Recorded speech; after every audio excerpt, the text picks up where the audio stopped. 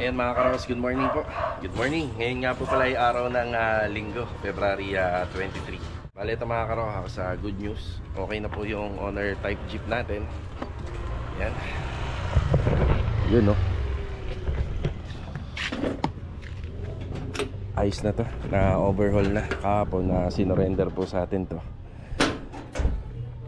Yan, kaso nga lang yung battery naman po ang nagkaroon ng problema. Bali ano na to, palitin na. Tanggalin lang natin yung battery, tapos bibili po tayo ng bago. Double check din natin yung granite na pinagawa dito sa Block 9, Lot 5 dito sa Phase 3. Okay, samahan niyo po muli kami ngayong araw po ng linggo. Enjoy watching po. Tara. Maganda ka kasi, dito lumala kasi nagkikaroon na lang ako.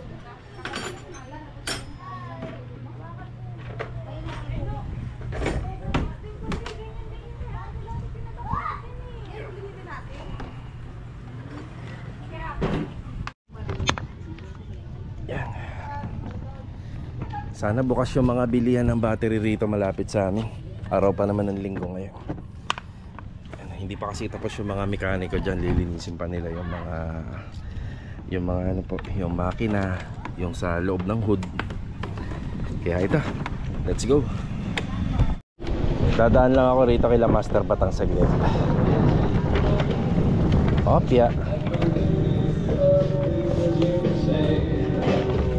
Pare, good morning. Pare, uy, Uy, natin yung bata mo. kaya nga habang papunta ako rito, nakita ako nung ginagawa rito. Nagpipito ka ako pare, bulok na yun. Yan, sa taas. Wala kaming pasok ngayon eh. Ay, Master Dindon, ginagawa mo dyan? Ay, bantay lang ako, master. Ay, Sabi daw tulo ng bubong niya eh.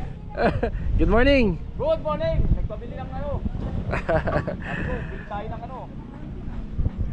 Paano na to oh? Kinakalawang na pala. Kinakalawang na. Grabe. Hindi pare pantayan. Yung alin? Hindi pantay, tamang iba, may kalawang iba, wala. Eh, kasalanan mo yan. May kulay din yan, di ba? Hindi ano yan. Kulang sa maintenance pero yung nagkagal. Pero sana ba dito yung sliding door ng Block 9? Tama ka, binubuo namin. Binubuo na ba? Oo. So, Ito na. Ang laki nga no. ayan. Saan dyan? Ito. Ayan. Pre, masusunod mo daw yung paneling ni ma'am. Tapos clear glass daw. French type. French type. Kung ilan yan nandun sa picture? Oo yun, kaya yun. Walang pahinga si Master Dindo, no? Wala. Yung dalawa rin gumagawa doon kay Candy. Si Bilog tsaka si Adonis. Nagawa doon. Wala talaga. Gusto talaga ng sideline, no? Dindo. Ito. Yan ang kagabi, master. Walang gawa. Sige, punta ko na dyan umaaga. Naghanap. Naghanap na trabaho. Shut out. Ayun, no? Hindi masyadong kita. Lapit natin. Ayun na, naka-play yan. Tamakin ka, pare. Lakit na rin, kuya. Bali yung kanina, yung tinutukan natin ng video. Yan, makakumpare natin yan dito. Kumpare natin sa anak ni Master Batang. Ayan, meron lang akong babayaran mo ng mga resibo rito kasi pag mapunta tayo rito sa palengke, mabilisan lang. Hindi na natin nababayaran. Nainipon lang natin, tapos babayaran natin itong within 1 week. Yan, bago tayo pumunta doon sa bilihan ng battery.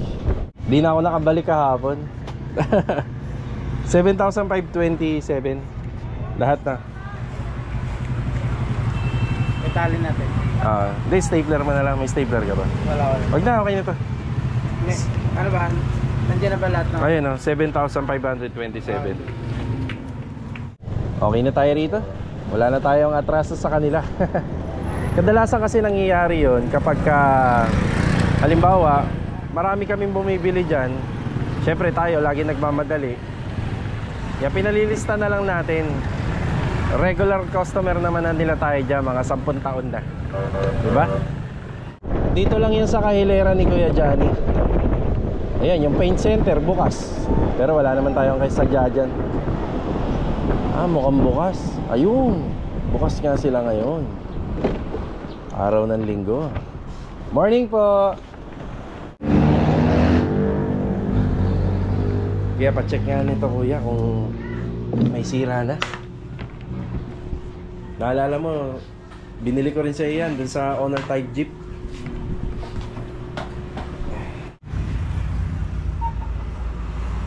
May pagbibigyan ako.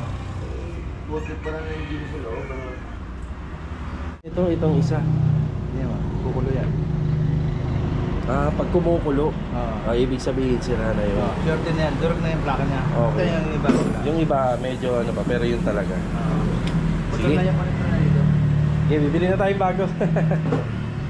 Pag bumibili naman ng ganitong mga baterya, itong luma, pwede naman natin ibawas sa ano. Iiwan na natin to, swap na lang, may brand new tayo. Tapos ang kinuha na natin yung maintenance free. Ito kasi lagi po tong dinadagdag-dagdagan ng tubig. Mura lang naman yung tubig nito, mga nasa 30 pababa lang naman. Pero hassle din ho kasi yan. Ito maintenance free. As in wala na ho talaga to, no kuya, no? Sasalpak na lang. Yun. Ready to use yan. Yan, ito yung bibili natin para sa Honor Type Jeep. Mabigat din. Kaya thank you po. Yan, okay na tayo rito. Tara. Ayan, okay na tayo dun sa battery. Yan, nabili po natin siya ng 2,800. Ang original price niya is 3,400. Yung dala-dala natin na lumang baterya, may swap naman natin siya sa halagang 600 pesos. Yan, kaya 2,800 na lang po yung baterya. Kapag ang makina mo ay gasolina, nagbibigay po sila ng 1-year warranty dito sa battery. Pero pagka diesel, 6 months warranty lang. Yan, maganda rito sa battery na binili ko, less maintenance na siya. O, bali free maintenance na, hindi mo na siya lagi sasalinan ng tubig pa. Yan, iingatan lang natin to para lalong magtagal. Yung luma kong battery, almost 4 years. Yan, bago tayo bumili uli ng panibago. Matagal-tagal din. Yan, ikakarga na natin to sa Honor Type Jeep. Siyempre, bagong overhaul yon, general overhaul yung ginawa ron.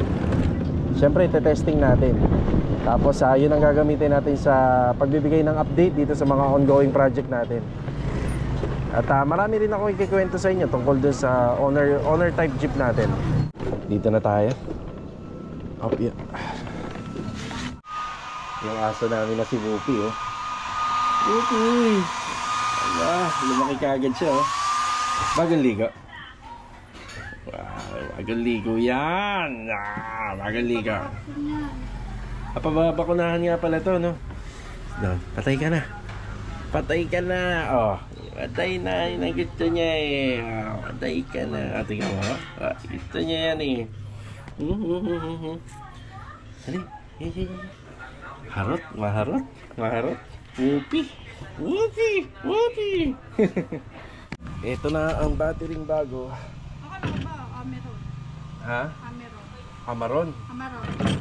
Hindi worth it ang Amaron dito. Maganda sa sasakyan. Pangharabas lang naman to eh. Ba't di mo tulay? Ano kasi, maintenance free na to. Hindi na yung sinasalinan. Mas mahaba ang warranty. Tinatanong tayo ni Mrs. Kinakastigo yung mga gastos natin. Walang gasto. Ayan, bali, ito nga po pala yung binabanggit ko. Lilinisin pa to nung nag-overhaul. Tapos, pipinturahan para naman maganda-ganda. Diba? Kasi medyo luma na nga. Ayan, sa pagkakabit po ng battery, mauuna yung positive palagi. Pero pagka tinatanggal, mauna naman yung negative. Kakabit muna natin to.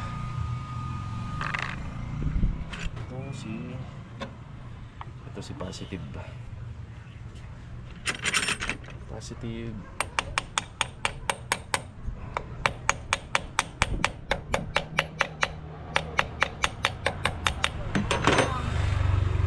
Tigas.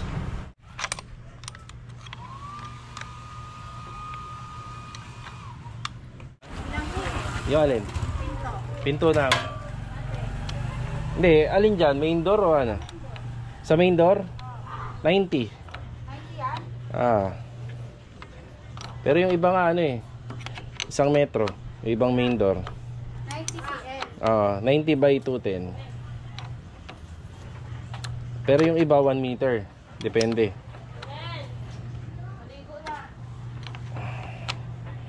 Ibig sabihin yung kukunin ko na yung gano'n. Harang sa pinto. Ah, Ano lang, 90. 1 metro. 1 metro para meron pang dun sa gilid. Ang gilid, paano yung kakapit? Eh pag sinakto mo 90, hindi siya kakapit dun. Lulubog siya. Dapat may pasobra. Yan, testing na natin.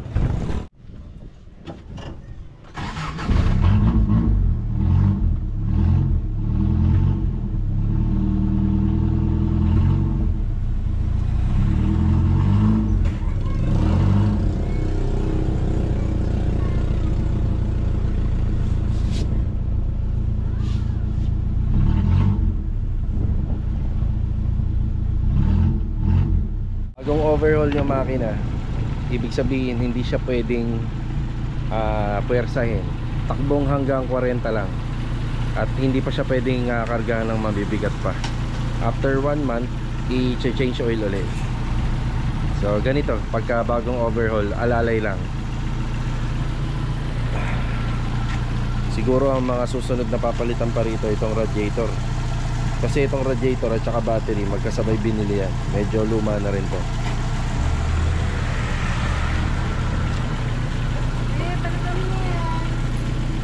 Ayos na, papalinis na lang po natin. Okay, drive test natin. Pero hindi naman siya pwedeng puwersahin. Ganito lang muna kabagal para sigurado. Tapos sa bukas, pwede na daw natin tong kargahan ng paunti-unti. Bali yung tunog ng makina, hindi pa ako masyadong satisfied. Kasi hindi pa ganun katining eh. Dapat tahimik at saka medyo matining lang ng konti.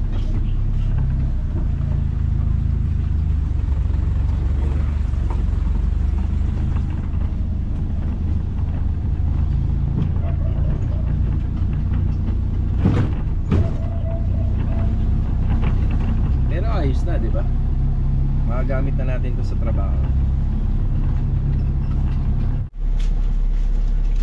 Sideline na. Ay si Adonis siya kasi bilog oh. Good morning!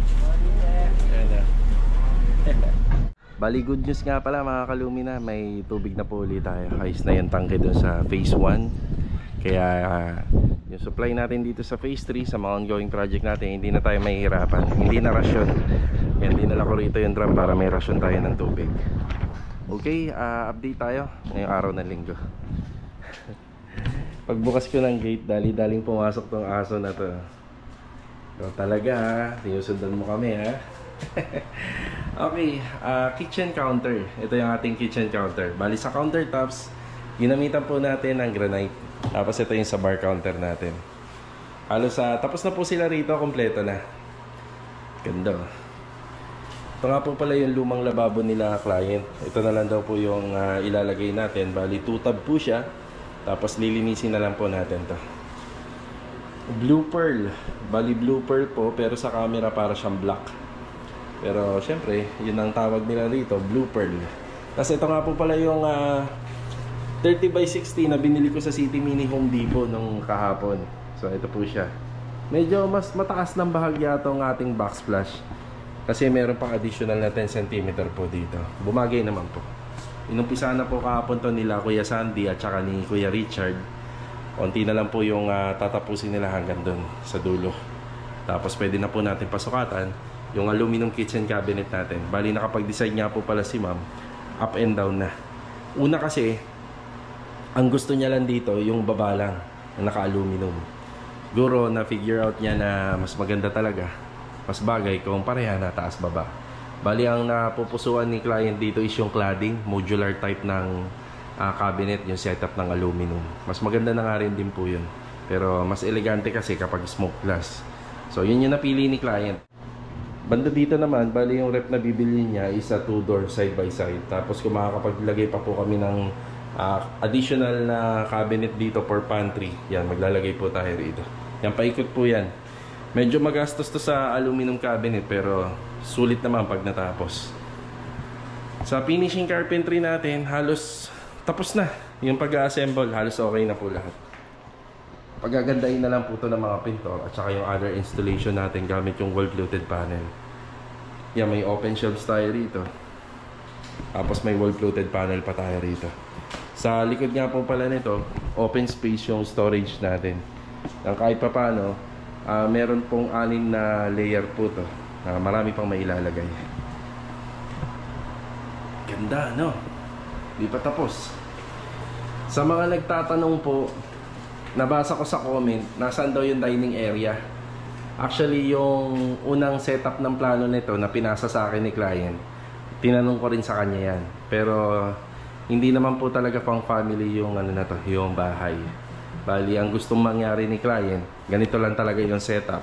Okay na po daw sila sa bar counter. So, bibili sila ng bar tool.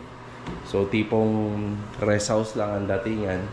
Tapos, ito na yung living space. Wala na pong dining area. Kaya, wala na pong dining. Hindi naman po pang bisita. As in, ang setup po nila mag-partner is pag uuwi sila ng Pilipinas, meron silang tutuluyan dito. Yan lang yung gusto nilang setup. Wala na pong iba. Tapos kaya ganito yung setup ng kitchen. Mahilig po silang magluto. Yan. Feeling ko masarap po silang gumawa ng pagkain. Kaya ganyan po yung setup ng kanyang kusina. Mas priority nila. Magkakaiba po talaga. Marami pong client owner na nagpapagawa na mas pina-priority po nila yung kitchen area kaysa sa dining space. So sa dining space, pwede naman po rito sa lanay. Ayun yung lanay natin. Isa yan sa mga nakikita ko, wala nang iba kasi yung bahay naman po kasi dito, hindi naman po ganun kalalaki. Pero kung malalaki po yung bahay dito, syempre automatic, may ano to, may kitchen area to. Tapos syempre, mahalaga rin sa kanila itong part na to. Sa ilalim ng staircase, meron tayong TV console. Yan, okay din po sila dyan. Tapos sa taas, 1 bedroom lang po talaga. So ito yung isa sa mga matatrabaho dito, yung steps and riser. Ayan, binago na po namin yung handrail. Ayan na. So pag akyat dito, 1 bedroom lang. Kadalasan ginagawa namin 2 bedroom to eh. Ang ganda ng pinto. Tapos natapos na po tong ano natin, concrete topping natin. Bali, ang last priority po natin dyan is yung waterproofing na lang. Halos tapos na. Pero bago natin ipa-waterproofing yan, ipapatapos ko lahat yung gawain sa taas. Nakikabit na rin yung pinto. Tapos yan na lang po, overall paint. Halos okay na tayo rito. Overall paint and accessories. Tapos second week of March, may papa-deliver dito na malaking kama. So bago may deliver yun, ipapatapos ko na po lahat to. Yan. Papatapos na natin para retouching na lang.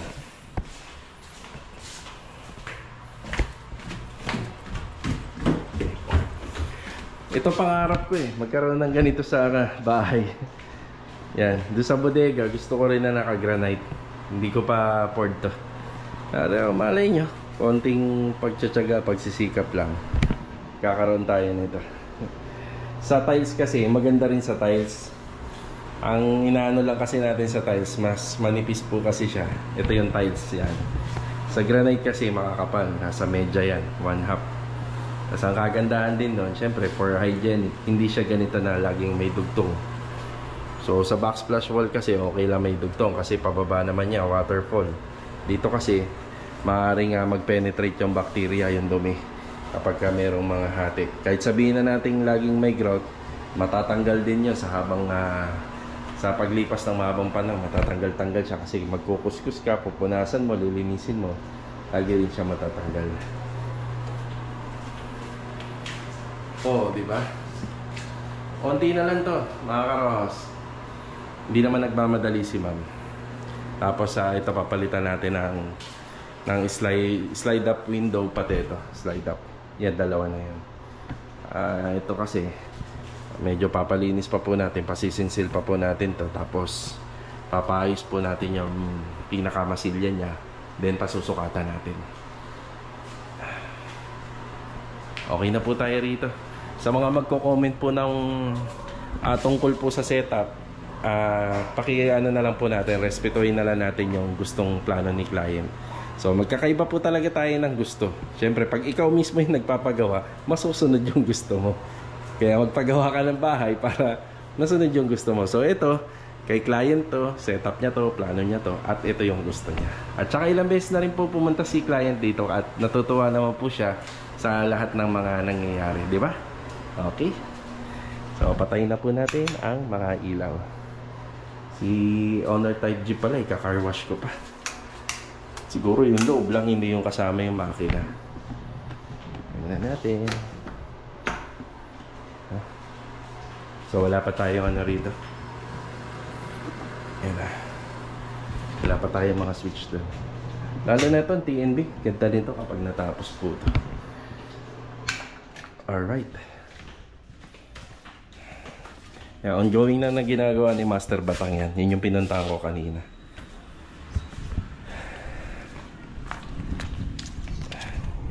Palinisan lang natin to, kahit itong loob lang iwawash natin para tanggal yung mga alikabok. Tapos dito naman sa isang ongoing project natin sa phase 3, naipahakot ko na yung mga panambak, basura na lang yan.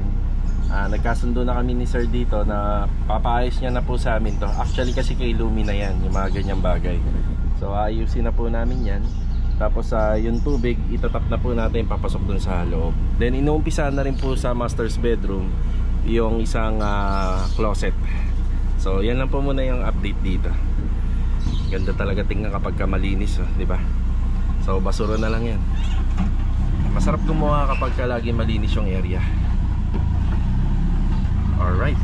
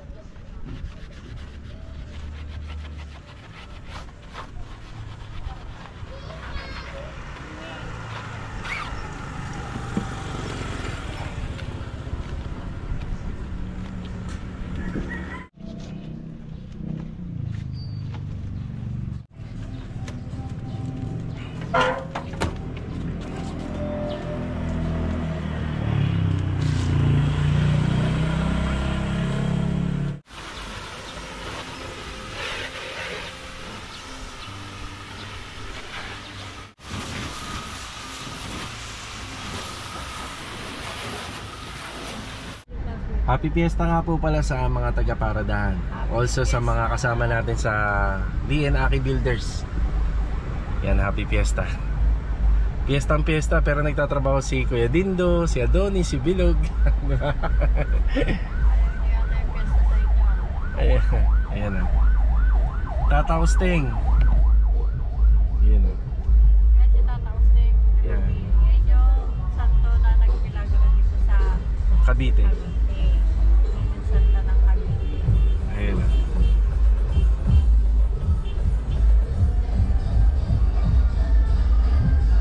Happy Fiesta.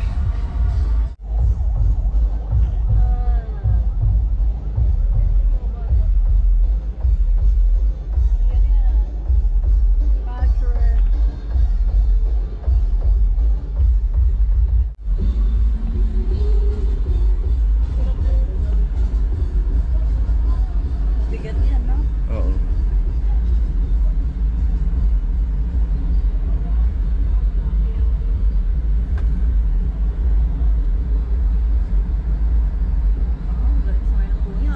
Dapat sinama dyan si Richard. Kabailo-baile. Ayan o. Nasayaw.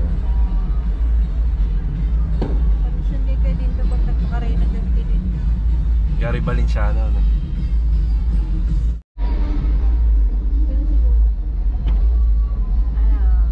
Ganda.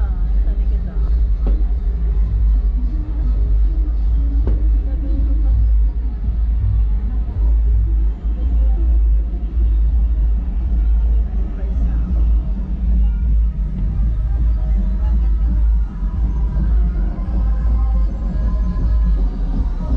Sumakaya ka sa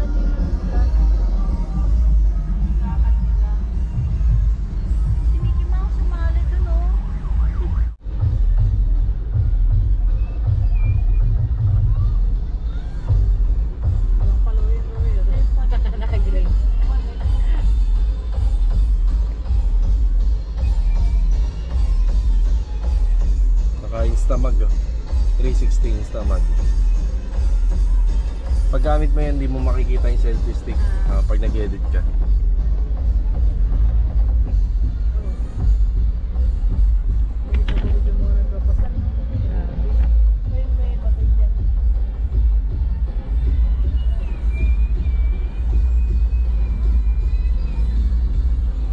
Grabe na yung ginawang traffic.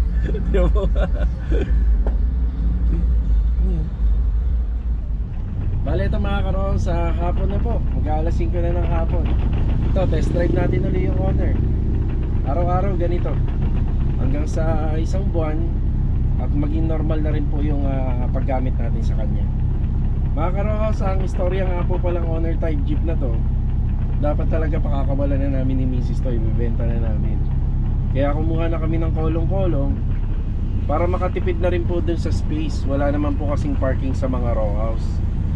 So yung tanging kalsada, dun lang po talaga tayo nagpa-park sa harapan po ng bahay.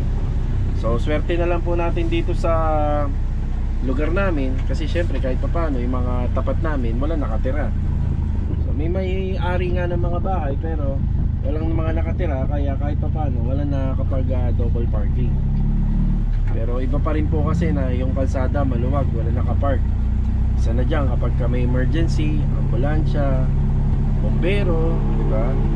Tsaka iwas sagi na rin, iwas disgrasya. Naisip ko bumili ng 2 kolong-kolong. Papalit ng isang kolong-kolong, ito, bibili pa tayo ng isang motor. So yung isa may sidecar din. Kaso nga lang, ako naman kasi nangihinayang, malaki yung inambag sa amin sa buhay nitong Honor type Jeep. So, bilang pasasalamat sa kanya nung nagkaroon siya ng sira sa makina, ginastusan ko siya, pinaayos ko siya. Bala ko nga sana, after may paayos, ang bala ko ibebenta. Kasi syempre mahirap na maibenta yung sira, di ba? Pero ayun nga, sabi ko kay Mrs., gamit-gamit pa rin naman natin eh. Kahit dito na lang banda sa Lumina. Tipong may halimbawa kailangan may ikarga papunta sa project, kumbaga magagamit-gamit pa rin. So ang panghihinayang ko rito, syempre after ko ipagawa, kung hindi ko rin naman din pakikinabangan, talo naman ako, syempre ginastusan ko. At saka malaki pa rin ang pakinabang niya sa project. Kung 2 kolong-kolong kasi yung bibili natin, may isasampa natin sa sidewalk doon sa may tapat ng bahay. Kaya makakatipid pa tayo ng space. So ayun lang yung gusto ko ikwento rito. After magawa, plano talaga namin na pakawalan na. So nga lang, itong hawak na natin, na konsensya naman tayo. Kasi malaki nga yung inambag nito sa buhay natin, malaki yung tinulong nito. Siguro aalagaan na lang uli muna natin. So yun lang yung gusto ko sabihin. Kaya ito mga karos, maraming salamat muli sa pagsama ng araw ng linggo sa akin dito sa Lee and Aki TV Vlog. So kita-kita na lang po ulit tayo for the next video. Abangan pa po natin yung mga improvements sa aming mga project. So ito, paalam po muna. God bless. Let's go. Tara.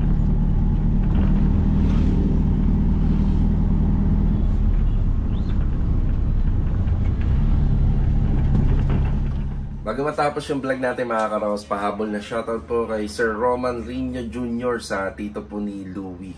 At saka binabati ko nga po pala ng happy birthday si Sir Kian Asher Tamayo. Ito po yung anak ng magiging client owner natin dito sa Riego de Dios. And happy birthday sir, more birthdays to come. God bless po sa inyong family. And always magpapakabait po palagi. Yan, God bless and ingat palagi.